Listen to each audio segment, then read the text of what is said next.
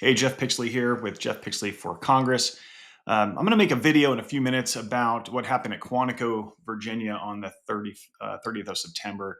But before I do, I thought it was appropriate to make this first video that I will probably in future postings and videos reference. And the subject of this is Article 88 of the Uniform Code of Military Justice. So before I talk about the article itself, for those that aren't familiar, I'm going to talk about what Uniform Code of Military Justice is. The UCMJ, as it's called, is the set of laws that apply to military personnel. And the reason that UCMJ exists is because the United States military operates in multiple places around our country and in places around the world, in sometimes in peacetime, where as the guests of foreign governments, sometimes in combat locations where we're not the guests of foreign governments. And having a set of laws that we follow when we are in any of those places and it applies broadly across all circumstances of military folks is good for the military, and it helps us maintain good order and discipline. So UCMJ is a good thing. Uh, One of the articles of the UCMJ is one that many folks may not have heard of, but it's something that we need to talk about, especially in the context of a political campaign.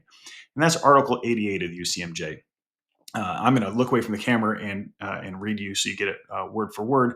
Here's what it says. Article 88, it's also captured under Title 10 of the United States Code, Section 888. And it says the following: any commissioned officer who uses contemptuous words against the president, the vice president, Congress, the secretary of defense, the secretary of a military department, the secretary of homeland security, or the governor or legislator of any state shall be punished as a court martial may direct. So a court martial is essentially a felony trial, a federal trial. And so what that's saying is, if a commissioned officer makes a contemptuous statement or says contemptuous words about any of those covered persons, they run this risk of being imprisoned. And obviously, I'm now retired from the military. I wouldn't be campaigning if I were not. But retired military officers are covered under the UCMJ. And if one of us violates the UCMJ, it is possible, although it's rare for it to happen, it's possible to be called back onto active duty for the express purposes of being tried in a court martial. So why am I talking about this now? Well, during the course of the campaign, there are going to be plenty of times when the opportunity presents itself to be critical of the president, the secretary of defense, or other officials, Congress broadly. And I'm certainly going to do that, but I'm always going to choose my words carefully because I don't want to run the risk of crossing the line into contemptuous words.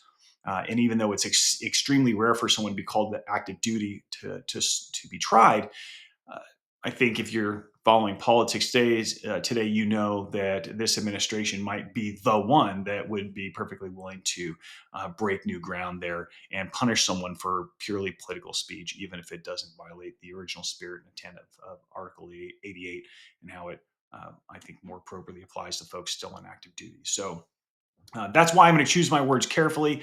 It doesn't mean I don't have strong feelings. It just means I don't want to get distracted by nonsense when it comes to the UCMJ.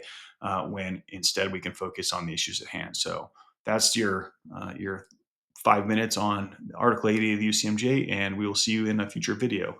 Go to my website, pixleyforcongress.com. Pitch in if you can, and volunteer if you have the time. We'll see you in the next one.